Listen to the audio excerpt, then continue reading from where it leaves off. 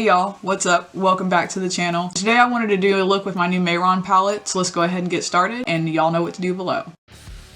I decided to go ahead and do this as a voiceover because my head started killing me while I was filming. So right now I'm just throwing some eyeshadow primer on, and this is the Urban Decay Primer Potion. I'm taking Spooky in the Mini Artistry palette and just using that in the crease and on the outer corner. I wanted to make my lids look like doll's eyes so I could up the creep factor a little bit.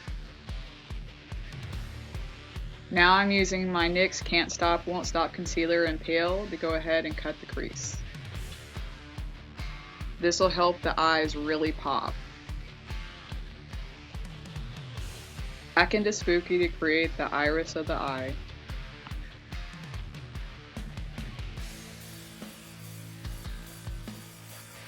Back to the palette for Flashback.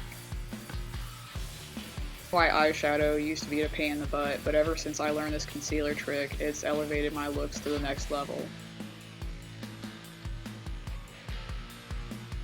My mascara for this look is the Tarte Circle Curl Mascara. I like to laugh at the faces I make. I'm using my Aurora lashes, and I'll be right back. I'm priming with the NYX Bear With Me Radiant Perfecting Primer. Color correcting because I definitely did not get enough sleep last night. Let's be honest, I haven't slept good since I was a kid. For foundation, I use the Fit Me Matte Poreless in Coconut. And their Instant Age Rewind Concealer in Tan.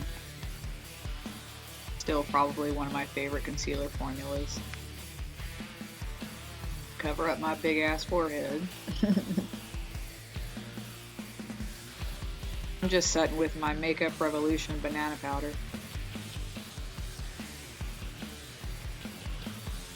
Just laying down some contour with my Wonder Stick. I really wish they would make this just with the contour itself, because the highlighting part sucks.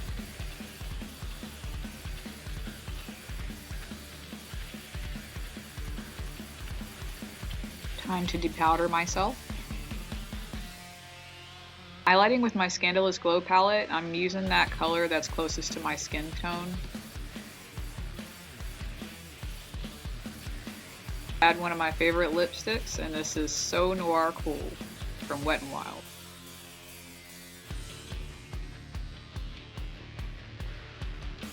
Now comes my favorite part, and I've been waiting for this since June.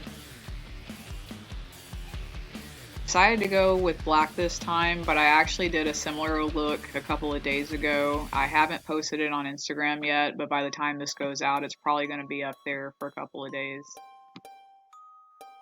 That look was kind of a similar concept, but I used red and black instead of black and white, and I think it turned out really, really well. I figured it would be good practice using the palette for the first time. Now I'm just adding shapes where I want to create negative space. I want this to look as realistic as possible, like my skin is literally just breaking off of my face. Definitely have to get some more paintbrushes now. This one wasn't as thin as I had wanted it to be, so I couldn't get the cracks as detailed as I was hoping they would be. But overall, I liked it for the most part.